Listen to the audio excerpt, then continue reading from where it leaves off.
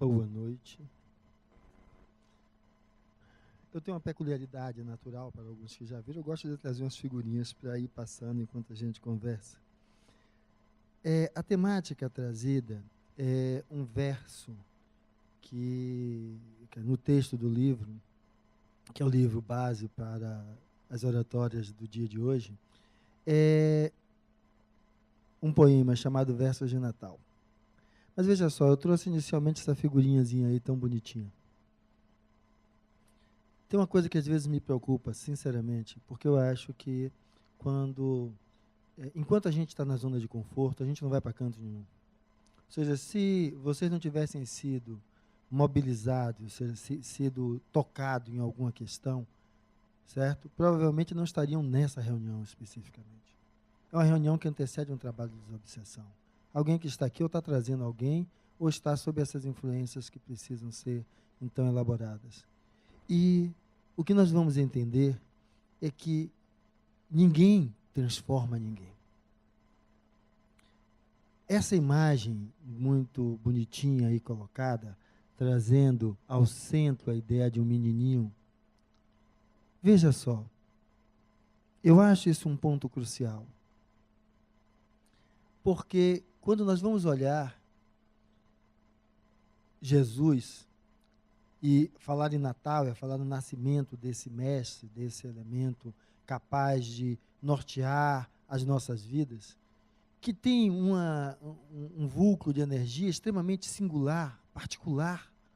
Porque, veja, a história da humanidade tem como ele o marco lá de referência, antes de Cristo e depois de Cristo. Não é só um qualquer não, porque a história faz com que nós possamos perceber que a mensagem do Evangelho é levada lá ao Oriente, onde a cultura é outra, e lá muitos se convertem também à ideia do pensamento cristão. Não estou colocando ele nem como maior, nem como melhor, mas como uma potência que há nele que atrai, coagula, certo? Pessoas em volta daquele pensamento. Lógico que há desvios em como as pessoas utilizam a mensagem que o mestre nos deixou. Então, partindo da ideia que esse homem que tem todo esse poder, vamos ver que ele caminhou sobre a terra, e quando ele caminhou sobre a terra, nos seus períodos que nos é dado o conhecimento, ele escolheu alguns para caminhar com ele. E que imagine, ficou ouvindo ele de manhã, meio-dia, de noite, nas horas vagas, que foram os 12 apóstolos. E viveram um bom tempo lá com ele. Na hora que ele mais precisou, o que foi que os ouvintes fizeram? O que foi que os 12 fizeram? Foram embora. Então a questão significa, que para mim fica clara, é que mudar, transformar, é uma coisa que só cabe a você. Ninguém vai fazer isso externamente por você. Então um lado de mim pensa assim, mas o outro lado de Fernando diz, bicho, às vezes eu chego tão maltratado, tão apanhado da vida, que eu não tenho força para fazer isso não. Você está me pedindo demais. E aí alguns vão dizer, não, Fernando, a sua primeira colocação está clara, porque senão é assistencialismo. Mas tinha uma mulher fantástica, chamada Madre Teresa de Calcutá. E especificamente alguns metiam um malho no trabalho dela, dizendo que era um trabalho meramente assistencialista. E ela dizia, olha, eu não discordo do que você está falando, mas aquele que eu recebo está tão fragilizado, tão fraco, que precisa primeiro comer, para depois conseguir segurar a vara para pescar. Enquanto ele não tem forças para segurar a vara para pescar, eu dou o peixe. Então, quando em alguns momentos eu trago alguma temática, eu me preocupo com essas duas faces. A face daquele que está realmente fragilizado, e para ele o auxílio é fundamental. Agora, eu preciso unir essas duas partes. Então, a primeira parte que eu diria é, se aqui você está, tenha certeza que existem várias pessoas interessadas em lhe ajudar. A primeira pergunta é: quem são essas pessoas? Porque assim como está essa imagem bonitinha, as pessoas vão dizer, são os mentores da casa. Sim, tem. Essa casa, segundo consta nas informações de seu diretor principal, tem mais de 1000 espíritos trabalhando aqui. A questão é qual foi esse espiritual que lhe trouxe? Não são esses que estão aqui. Esses que estão aqui são trabalhadores da casa, vão auxiliar nos trabalhos, no cuidado com essa dimensão espiritual. Agora, vocês lembrem-se que nenhum de vocês está na primeira encarnação. Se hoje, cada um de nós, eu estou com 50, eu tenho na minha história pessoas que gostam, que me admiram, outras que me detestam, né? Como todo mundo, mas eu tenho pessoas que gostam, que admiram, que não estão todo dia falando comigo no WhatsApp, no telefone, tem 3 anos, 5 anos que eu falei, mas que quando a gente se encontra, aquela energia de afinidade está presente de novo. Então, se em uma trajetória de 50 anos, eu constituir relações que são assim, imagine que vocês tiveram, pelo menos, algumas centenas de encarnações. Lógico, existem espíritos que em outros momentos foram pai, mãe, filho, amigo, companheiro, companheira, e que não estão encarnados agora, porque não reencarnamos todos ao mesmo tempo, e que estão orando por vocês, se preocupando por vocês, às vezes espíritos que conviveram com você nessa encarnação, pai, filho, irmão, que tenham um nível de não estar desequilibrado. Porque quando estão desequilibrados, desencarnados, eles não auxiliam, eles atrapalham. Imagine alguém com um problema físico, que só consegue andar se arrastando, querendo carregar um homem de 80 quilos. Vai cair os dois. Vai cair os dois. Então a ideia é, aquele que vai em equilíbrio, ele pode auxiliar quem fica. Então qual é a primeira mensagem que eu estou dando? Para que a gente não fique criando essa ideia do que é puro, bom, que é a imagem do que aquela criancinha ali no centro traz, quando vai se falar do Natal.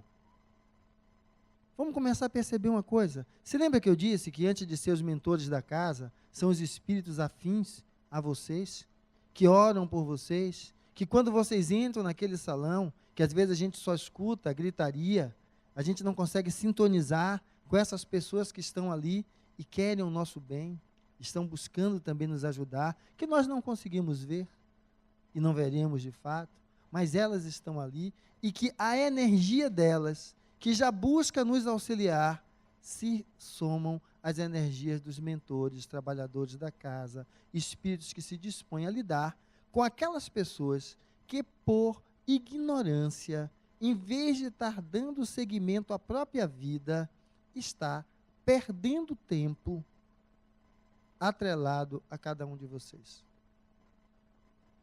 Porque se a vida continua, significa que você pode dar andamento às outras coisas. Se eu estou dizendo que vocês estão encarnados, existem outros que têm uma afinidade por vocês e estão equilibrados, certo? Que oram por vocês, torce aquela história do nosso anjo de guarda, é um outro espírito próximo a nós, mas que está mais equilibrado, e ele fica ali buscando nos auxiliar a manter pensamentos mais edificantes, mais harmonizantes, que nos estimulem a superação das montanhas internas que existem dentro de cada um de nós. Então, esses espíritos, que somos pessoas como nós, que eu estou dizendo que então a gente pode sintonizar e saber que eles estão presentes, para não ficar apenas idolatrando a imagem do grande mentor. Por que eu estou dizendo isso? Porque a ideia da imagem do grande mentor é um farol para nós. Mas nós temos que fazer a nossa trajetória, a nossa jornada. E aí, por que eu estou dizendo isso? É porque uma coisa é certeza. Vocês todos vão morrer. Enquanto pessoa que se reconhece agora, como eu também. Se vocês forem primeiro, me recebem quando chegar lá, né? Quando chegar, vou precisar de auxílio, e aí vocês vão estar lá também para ajudar-me. Vou morrer. E aí a pergunta é, eu não posso estar olhando apenas a luz nessa imagem bucólica do Cristo. Se os desencarnados que estão, que eu estou trazendo à concepção, para que vocês possam percebê-los, pelo menos de maneira imaginária. Assim serão vocês. A pergunta é: eu tenho filhos, eu tenho pessoas que eu gosto, eu tenho a minha família, eu sei que eu vou partir. Como é que eu quero estar no momento que meus olhos se fechar e neste corpo não mais se abrir? Desvairado, desequilibrado, descompensado, para que, se me aproximar desses entes que eu amo e gosto, ser para eles um peso, uma doença, uma desarmonização. Então, se a ideia não é essa, a primeira coisa, o convite é esse. O momento é agora. Busque olhar a vida de vocês mesmos, para que, olhando, faça correções, para que vocês não fiquem à espera de uma imagem bucólica que vai auxiliar a vida sua e dos outros. Torne-se essa imagem. Torne-se essa imagem. Não mais aquela imagem bucólica, mas sim algo real. Porque esse poema, que é Versos do Natal, ele, a meu ver, trata exatamente disso. Uma hora a gente imagina aquela imagem linda, bucólica, bonitinha, com a vaquinha, com tudo que está ali, mas que lá dentro a gente está, às vezes, vivendo essa realidade que está aí estampada. O ódio, se tivesse uma cor, seria vermelho, tal qual a cor do amor. A indiferença, se tivesse uma cor, seria da cor do ar, cor de nada. Porque nós ficamos trazendo e fazendo a alusão a mentores, a espíritos protetores, sem assumir a obrigação que é nossa. Enxergar aquela criatura que está deitado ali é papel de quem? É Bezerra de Menezes que vai ter que se materializar para ajudar? Chico Xavier? Madre Teresa de Calcutá? A nossa irmã Dulce? Assis que vai ter que voltar? Então a ideia é que não vale a pena comprar uma imagem bucólica de um Jesus na manjedoura se só serve para você admirar. A ideia é que você consiga enxergar aonde você está nesse processo. Aonde você está nesse processo. E aí é que eu vou trazer aquilo que eu tinha dito. Tenha certeza que sabe por que é que tem muita gente aqui, primeiro esses que gostam de vocês, podem ter sido dessa encarnação ou de outras, orando por vocês. E existem outros espíritos que desconhecem vocês, mas estão também aqui buscando trabalhar e auxiliar para que vocês também se equilibrem, se harmonizem. É que todos que estão do lado de lá, nessa faixa que nos permite o alcance, vão voltar. E quando eles voltarem, o que é que ele vai encontrar? O fruto da semente que ele plantou. Quando estava encarnado e quando estava desencarnado. Porque da mesma maneira que o espírito pode, junto a você, estar lhe conduzindo ao desequilíbrio, ele pode, junto a você, estar lhe conduzindo ao equilíbrio.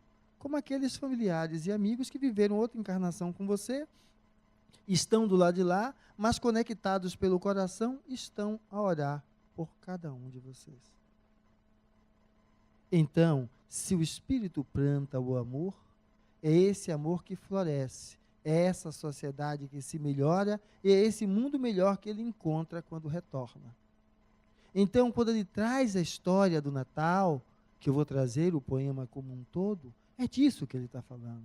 Mas tem alguns que vão dizer assim, nada disso. Hoje está pior do que o que era ontem. Tem uma novela passando aí que é um desses seriados da Globo, Liberdade, Liberdade. Olhe lá como é que era a vida do negro, escravo, do pobre miserável, quando ficava também muito distante daquilo. Olhe para aquilo lá, certo? Principalmente nos capítulos iniciais, certo? E veja o que é a sociedade hoje. Diga se está pior. Uma negra, só porque falava do que acontecia com a filha da dona da casa, na hora que o dono, o pai, né, o marido, viaja, ela manda que o capataz corte a língua da negra. E ele não bota ela deitada, dá anestesia. Não. Ele entra parecendo animal, mete a mão, puxa a língua e decepa. Então hoje, por pior que esteja, está melhor do que foi ontem. Por isso que nós buscamos, mesmo que de maneira ainda incompreensível para muitos, nos ajudar. Porque nós somos os únicos herdeiros daquilo que advém do que temos. Então, é isso que traz a ideia de que não adianta ficar trazendo a ilusão de uma iluminação bucólica, mas sim partir do que nós estamos vivenciando. Então, a ideia é, perceba, se você abrir seu coração, você vai sentir como tem espíritos iluminados aqui. E você vai poder aurir as energias desses espíritos que eles estão emanando até você. Agora, a única coisa que eles pedem é que você responda para si mesmo, não é para eles. Para que você veio buscar a sua melhora aqui? É para continuar do mesmo jeito?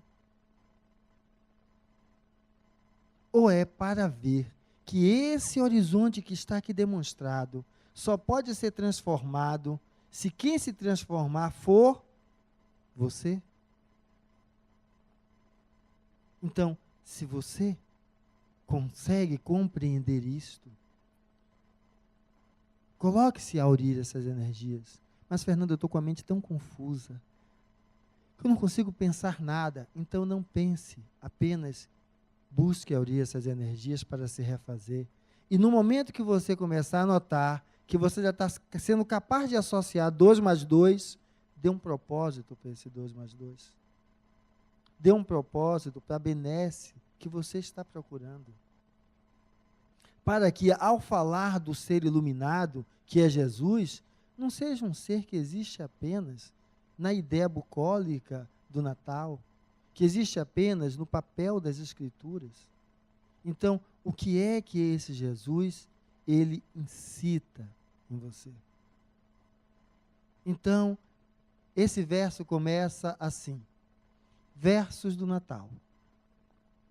Enquanto a glória do Natal se expande, na alegria que explode e tumultua, lembra o divino amigo além na rua e repara a miséria escura e grande.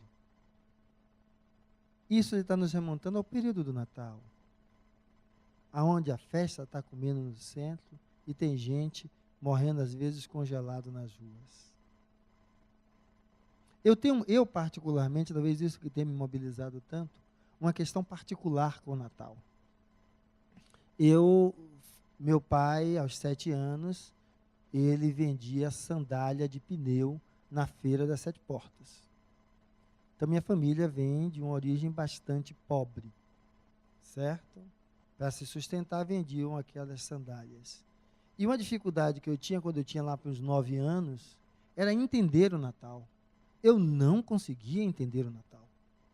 Um momento que se fala que é o momento de comunhão com Cristo, comunhão com Jesus, comunhão com o Evangelho da Boa Nova, tanta gente comendo peru e gente que não tinha nem sequer o que vestir.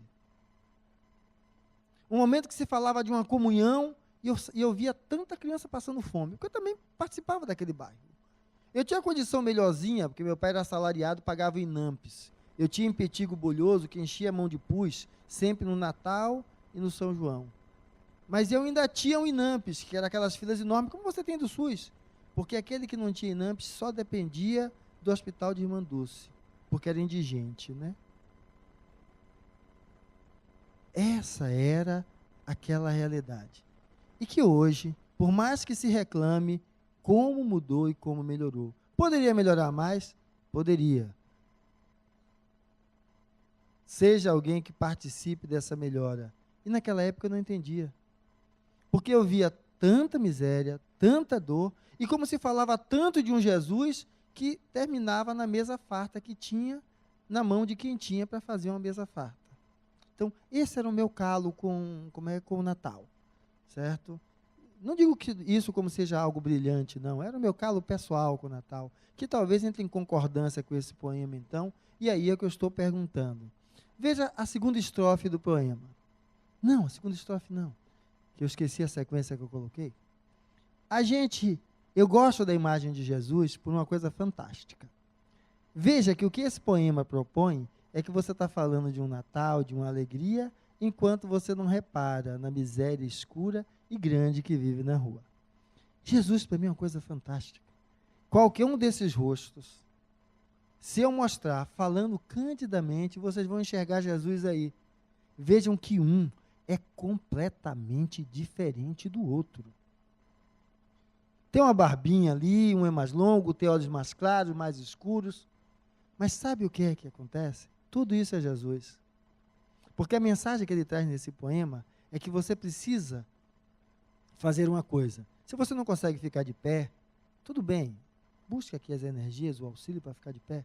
Mas no momento que suas pernas conseguirem tremer e você se levantar, olhe no espelho do banheiro que você acorda de manhã cedo e enxergue no seu rosto um desses rostos. Enxergue no seu rosto também o rosto do Cristo, que é um doce convite ao compromisso, que diz: você estava caído ao chão e me procurou para lhe ajudar. As energias de que você necessitava, eu coloquei-me ali do ar. E agora que vocês as têm, e as pernas mesmo trêmulas, consegue levantar-se, a olhar o seu rosto, retribua o outro, tudo aquilo que tanto esperaste. Esse é o sentido. Porque é esse sentido que vai mostrar aquele que por ignorância está a lhe perseguir, que você não é mais aquele que no outro criou relações com ele, das quais você de alguma forma já se desvencilhou, porque se deu a possibilidade de reencarnar, e ele ainda não se desvencilhou, porque só a imagem daquilo que aconteceu é o que povoa a mente dele, e por isso ele ou ela está com você aonde está.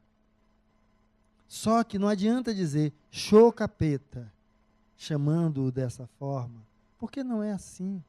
Você ensina pelo exemplo. É esse exemplo que nos é solicitado. Então, veja em si a imagem do Cristo. E aí o segundo verso diz assim: aqui reina o palácio do capricho, que a louvores e júbilos se entrega, onde a prece ao Senhor é surda e cega, onde o pão apodrece sobre o lixo. Porque justamente coloca-se a orar e o palácio do capricho, a gente arruma a casa com aquelas estrelinhas todas, bota aquelas coisas tão bonitinhas. E literalmente, o que é que a gente está fazendo?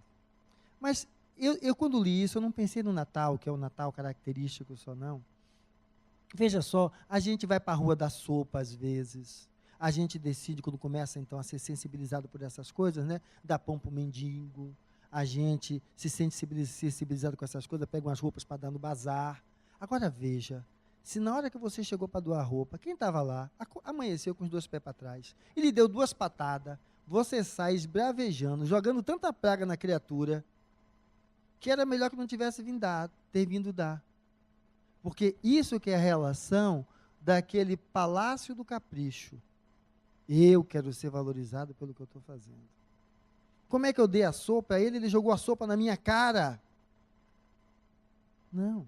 É que ele está tão desequilibrado que ele não consegue valorizar aquilo. Quem tem que compreender isso não é ele.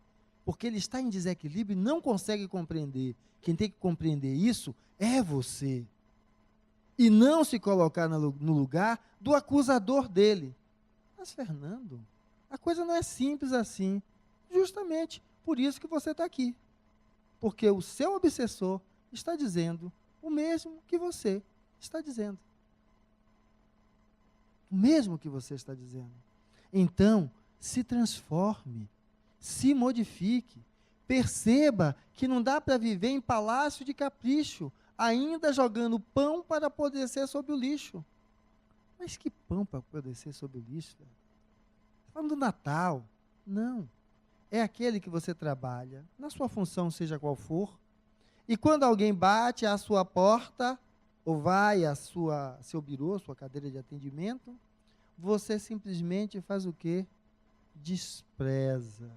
Não dá atenção. A pessoa quer informação. Vai bater na casa de outro? Eu estou aqui para dar informação sobre isso? Eu sou de tal função.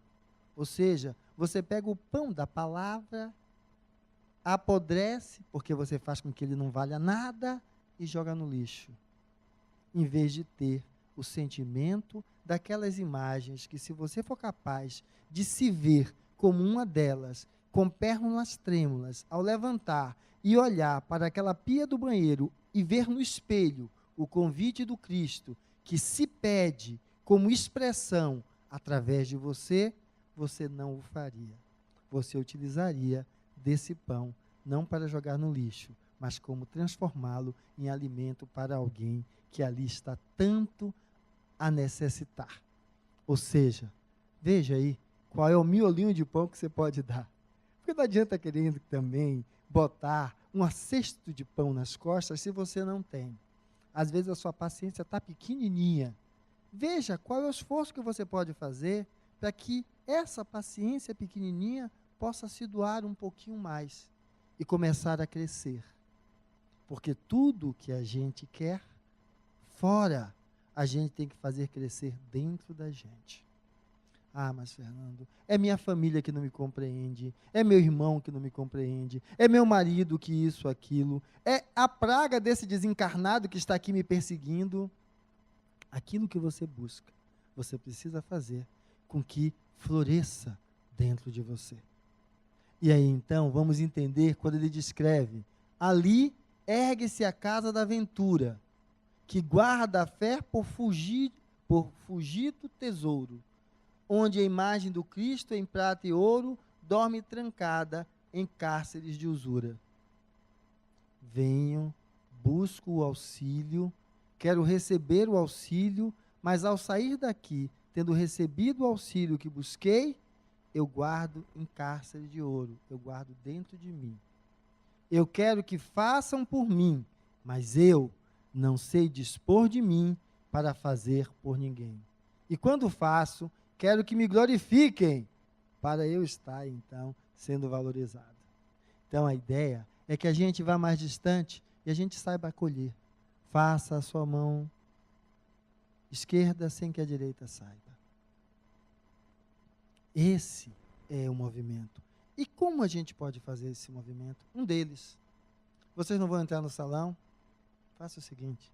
Imagine que para alguém está perdendo tempo na vida, está ainda acorrentado a vocês, esse alguém está doente. Ele não merece o seu desprezo, a sua indiferença, a sua revolta, o seu ódio. Não. Ele necessita da sua compreensão. Fernando, como é que eu vou compreender alguém que está querendo arrancar o meu couro? Apenas compreenda que ele está em desequilíbrio. E alguém que está em desequilíbrio necessita da gente de oração. Então, quando você ouvir aqueles gritos ou rumores, ore por quem está ali dentro. Ore por quem está com você. Mas, Fernando, eu nem sei o que foi que aconteceu. Eu vou pedir desculpas, então. Peça desculpa não, se você não lembra. É uma falácia. Como é que você pede desculpa daquilo que você não sabe? Mas ore por ele, pedindo, da mesma maneira que você chegou aqui pedindo, que as energias se nutrissem. Porque as energias que estão aqui no ambiente, que são energias de revitalização, não são só para você, não. São primordialmente também para eles. Então, peça, da mesma forma que você pede para você, que essas energias os alcancem. Que eles se harmonizem, se equilibrem, para dar continuidade à vida deles. Para que eles possam se desacorrentar e seguir suas próprias vidas e ir adiante. Para que então a gente entender esse lindo Natal do Menino Jesus, aonde o verso de Natal diz: além é o ninho da felicidade, que recorda Belém, cantando à mesa, mas de portas cerradas a tristeza dos que choram de dor e de saudade. É quando a gente vem para cá, pede todo esse auxílio, se equilibra, se harmoniza tchau. Na hora de lidar com os filhos, com os vizinhos, com o parceiro, a gente não lembra da dor que nos mostrou que somos frágeis. E para com eles, a gente atua com todo rigor. Como se a chibata ainda estivesse na nossa mão. Como se fosse aquele que cortou a língua da negra no seriado da televisão. Mas eu não cortaria a língua de ninguém. Quantas vezes lidamos com o nosso parceiro, aquele que está junto conosco, e a gente não deixa nem sequer ele falar, porque a gente já prejulga tudo que ele vai dizer. A gente já vai para a conversa, culpando ele por isso ou por aquilo. Já vai pré-julgando, já vai com um preconceito. Mas, Fernando, o que é isso? É a mesma situação dos espíritos que estão junto de você. Eles já têm um preconceito de você. Você não vale nada. Só que muitos é assim, você não vale nada, mas eu gosto de você. Porque se não gostasse, não estaria aí. Só que não sabe entender que essa forma de amor é doentia. Então, precisam seguir o próprio caminho. E aí ele vai falar ainda o seguinte: mais além, clamam sinos com voz pura. Jesus nasceu. É o templo dos felizes que não se voltam para as cicatrizes dos que gemem nas chagas de amargura. Isso é tipicamente o que vem buscar a cura, sai e acabou. Mas eu vou dizer a vocês uma outra coisa. A maioria de vocês vão ter o espírito que lhes acompanham por desequilíbrio sendo auxiliados. Porque a misericórdia divina é fantástica. E aí eles vão ser afastados de vocês, vocês vão ficar melhor. Só que se vocês não se modificam, o que é que acontece? Quem foi que fez com que eles estivessem com vocês? A sua forma de agir, pensar, de ser. Se essa forma não se modifica, sai um e vem outro. Porque o que não falta é gente desvairada aí para se agregar a você. Mas como isso? Tem um espírito junto de você que gosta, que é glutão. Tem um outro que adora fumar. Tem um outro que adora uma cachaçinha. Tem um outro que adora sexo desvairadamente. Tem um outro que é zombeteiro, gosta de tirar sarro dos outros. Aí a gente atende ele lá dentro, mostra que a vida é mais do que isso. Ele se sensibiliza, porque eles têm um potencial muito maior do que nós encarnados aqui. E esse espírito, então, se toca e vai embora. Se você continua, para com o sexo do mesmo jeito, desvairadamente. Para com a cachaça, do mesmo jeito, desvairadamente. Para com a alimentação, o mesmo glutão. Essa é como a energia de um imã. Vai atrair o quê? Outro igualzinho. Mais dia, menos dia. Mas, Fernando, não tinha que ser automático. Não é automático, não. É porque o Pai é misericordioso. Ele lhe dá um tempinho de folga para ver se você respira, repensa e faz outra trajetória. Então, há necessidade de sempre estar percebendo, se voltando para as cicatrizes dos que gemem nas chagas da amargura.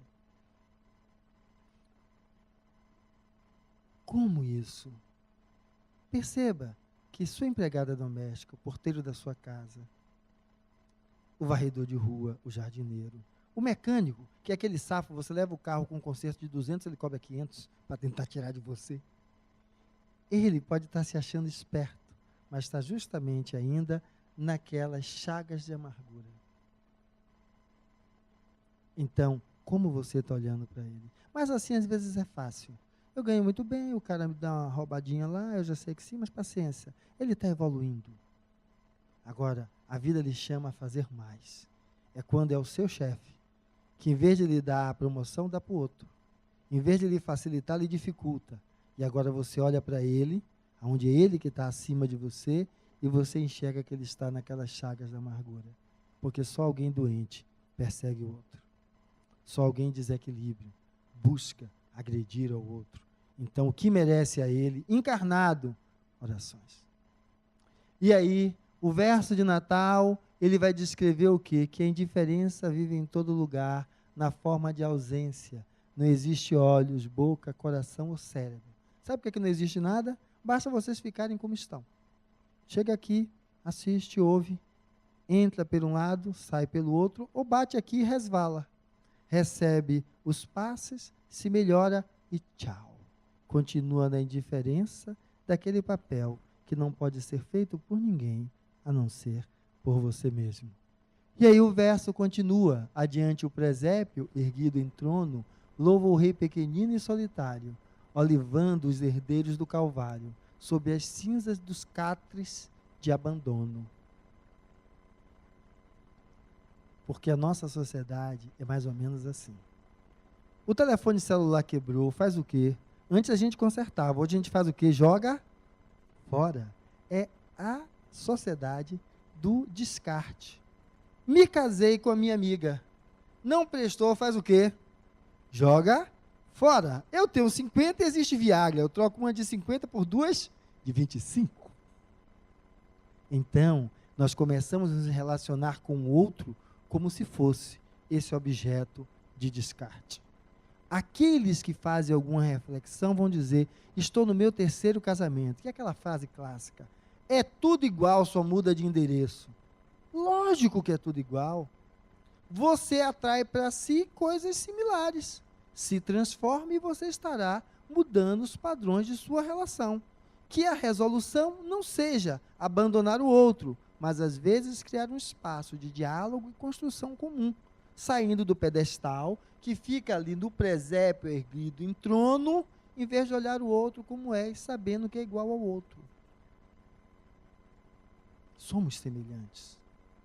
Vamos nos olhar dessa forma, porque aí a gente começa a criar espaço para que a gente não viva descartando o outro. E é simples a gente entender isso. Uma empresa que estava falindo, e aí você chama alguém de fora, 2 empresas iguais, chamam 2 pessoas. Uma chega e diz assim, tem muita gente preguiçoso, encostado, que não quer fazer nada, que fica se empurrando, então é o seguinte, demite essa cambada toda aí, a gente vai botar outra. E chega um outro, que passa uns 2 meses na empresa, em cada setor, olhando um, vendo o outro, e ele começa a descobrir o seguinte, as pessoas têm habilidades diferentes, características diferentes. Em vez de demitir a raça toda, ele vai alocar as pessoas conforme determinados perfis que se adequam a determinadas necessidades que a empresa tem. Lógico que sempre tem aqueles espíritos de porco. Essa é paciência. Eles não querem, eles vão precisar ser deslocados. Mas qual é a tendência de dar mais certo? Se a pessoa que foi ser esse reorientador da empresa tiver os olhos argutos para fazer essas observações e essas rearrumações, aquilo vai se reharmonizar. E veja o clima que vai ser criado entre os outros, não mais de disputa, mas de cooperação. Então, a vida nos pede justamente que a gente não fique só em cima, como o contrário. Eu fui chamado, mando todo mundo embora. E quem disse que os que vão entrar não têm características similares aos que saíram? Por que eu não buscar entender e perceber as capacidades dos que ali estão e alocá-las para onde também me são necessárias, respeitando-os nas suas diversidades? Então, esse mesmo texto que vai dizer, assim se mantendo parte do que nos espera, é saber o que o gelo da indiferença grita nas entrelinhas do abismo do silêncio, pois atraímos para nós aquilo com que vibramos. Se eu desprezo os outros, o que serei eu? E vou atrair pessoas que me desprezam também. Como é isso, Fernando? Pessoas que lhe desprezam são aqueles que estão lhe usando como usuário de droga. Você é um canudinho para ele. Lhe usando como o glutão, como viciado sexualmente. Lhe utilizando para sorver aquelas energias da briga, do mal-querer, do tumulto, porque ele só se diverte estando naquilo ali. Ele lhe usa como objeto. Porque ele não sabe valorizar exatamente que você é uma pessoa. Ele é indiferente para você. Ele não ouve seus gritos. E ele continua do mesmo jeito. E aí o poema continua. De quando em quando, o mestre, em companhia daqueles que padecem sede e fome, bate ao portal que lhe relembre o nome, mas em resposta encontra a noite fria. A gente só precisa olhar um pouquinho quantas vezes o mestre bateu na porta e era a nossa oportunidade de dar uma mãozinha e a gente disse, agora não, eu estou muito doente, eu estou muito cansado, agora eu não quero. E aí fica esperando, quando eu ganhar na loteria, eu vou doar metade do prêmio para a Fundação Lar Harmonia. Até rimou, né? e aí simplesmente não faz nada daquilo que podia. Então, esse mesmo verso continua dizendo: e quem contemple a terra que se ufana, ante o doce esplendor do eterno amigo, divisará de novo o quadro antigo, Cristo esmolando o asilo na alma humana, na sua alma. Porque vocês estão aqui, e os outros desencarnados também, o movimento nosso é um só, pena que eles ainda, pela ignorância, se agrupam, se agregam a vocês, e precisam tomar um novo destino. Então, na realidade, vamos dar espaço para esse Cristo se fazer em nós. Ou seja, nós transformarmos, mudarmos as nossas atitudes, para que possamos ser um pouco mais, certo? Humanos para com o outro, tratando o outro com mais carinho, com mais respeito, com mais atenção. E aí, então, o verso que continua a dizer: Natal, o mundo é todo um lar festivo. Claros guizos no ar vibram em bando, e Jesus continua procurando a humilde manjedoura ao amor divino. Responda a ele.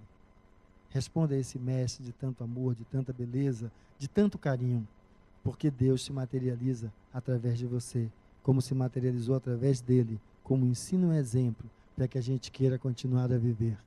E o verso continua: Natal, eis a divina redenção, regozija-te e canta renovado, mas não negues ao mestre desprezado a estalagem do próprio coração.